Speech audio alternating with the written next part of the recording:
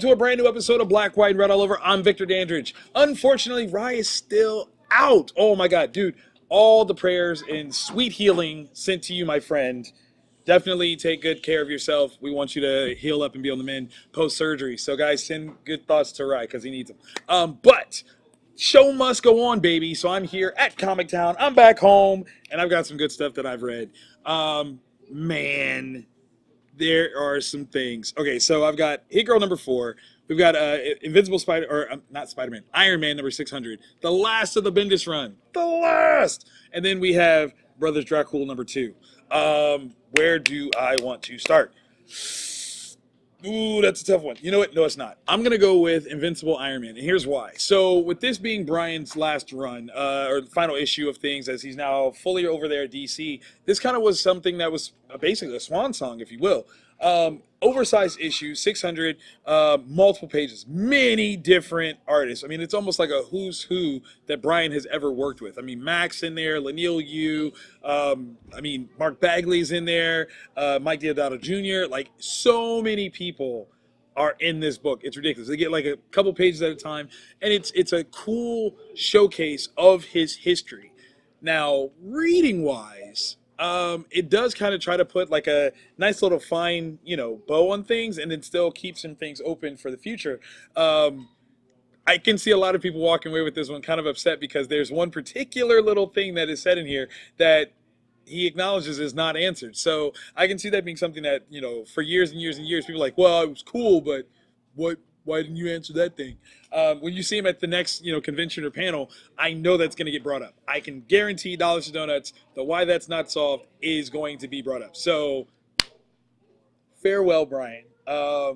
Definitely a fan of your time at Marvel. I'm very, very looking forward to what you do at DC. You are definitely somebody to uphold and uplift, and your runs on so many books, your creations have been so very high.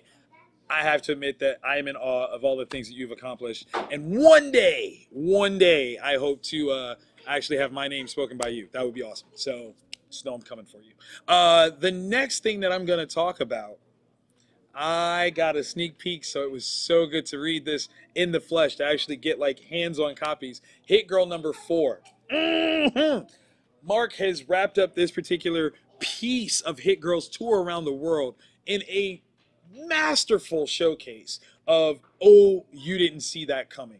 I think I'm a student of Mark Millar's writing. Like, I think I get like a solid idea of how the story flows and when the twist comes, and then he does this.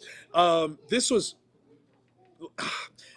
beautiful and heartwarming in a way that you really don't always expect Mark to do. It's almost like the same nice guy feels that inspired Reborn he had, even though this is Hit Girl. Like, you don't think that Hit Girl ever induces like this very warm, fuzzy thing. Like, yes, she's awesome, she's amazing, and she punches things in the face. Like, that's wonderful. But this particular ending actually makes you kind of go, aw. Like, Mindy becomes like the sweetest little 12-year-old little girl to ever exist because of what she gives. This is the greatest gift possible, the best, I don't know, morality story, if you will. What goes around comes around. You reap what you sow. I mean, there's all these different cliche things that you could throw out here that he masterfully retells in a way that is not cliche. Like, it's so perfect. He takes the familiar, he repackages it, gives you in a way that you just consume it like effortlessly, but then you realize you've known this the entire time, and it's so perfect. I absolutely adore it. Hit Girl, man. I can't wait for the next run. I want to say it's Jeff Lemire, and who's doing the art? Yes, Jeff Lemire and Eduardo Rizzo. If that doesn't make you smile, nothing will. And where are they going? I believe Canada. Next stop, Canada. So, dude, he's definitely taking things to a brand new level. The things that he's attempting to do are going to be phenomenal. It's going to change the game. Mark always changes the game, so it's really like common ground for him. I don't know. How you want to look at that? It's up to you.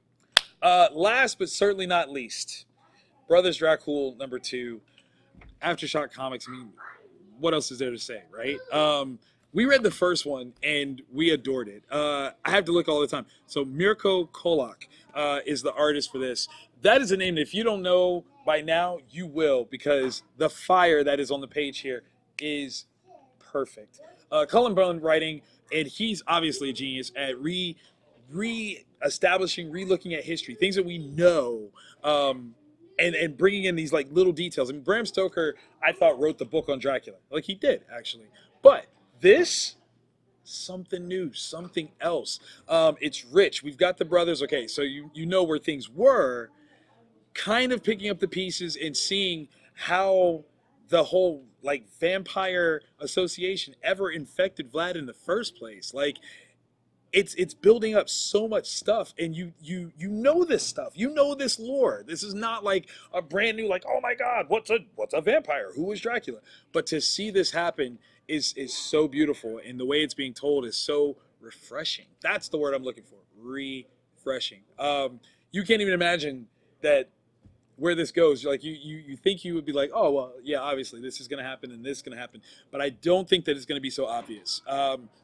The way that they're playing around with time and storytelling, it's so friggin' cool. That this is seriously one of the like sleeper hits of the last couple of months, like, in my honest opinion. 2018, like, that one is one that's just, it might not be talked about regularly enough. I go onto like comic book resources, I go to Newsarama, and I don't see them talking about it, and that's their mistake. That is absolutely their loss.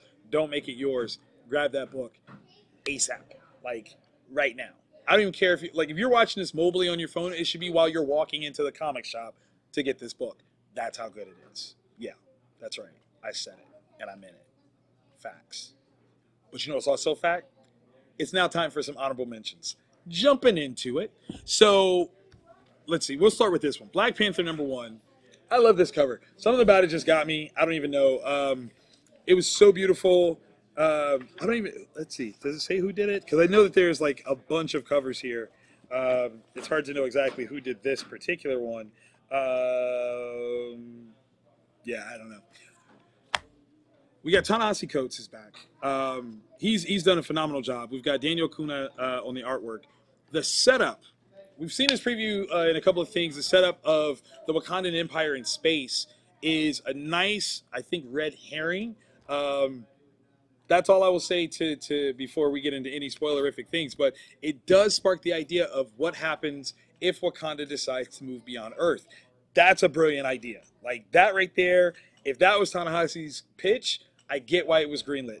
The challenge now, sir, is for you to write this series up to the level of what that pitch is. Because that concept is huge. I mean, you think if there's any earthbound culture that should be a part of the Shi'ar, the Kree, the Skrull, it would be the Wakandans. The things that it seems like they're after, again, post-it note genius. Why do I say that? Because it's obvious why that should be genius, and no one has touched on that before. Like, that gets me. Like, when that happens, that's when, as a writer, I'm like, dang it, good job. Like, that would have been something I would have wanted to do if I were like editor-in-chief of Marvel. Ideally speaking, I would have thought of something like this, ideally. But now I don't have to, because this already was. Really, really fun idea. I hope the execution of it matches the awesomeness of the concept. That's, sell me. Sell me. I'm not there yet. Sell me. Shadowman #3. Valiant Comics is still doing this great thing of making me care about a magic-based comic book. It's never been my forte. I'm not like a Doctor Strange guy, not Dr. Fate, not Zatanna. I've never really been that guy. It's not my thing. It doesn't click. But Shadowman is fun. Andy Diggle is writing.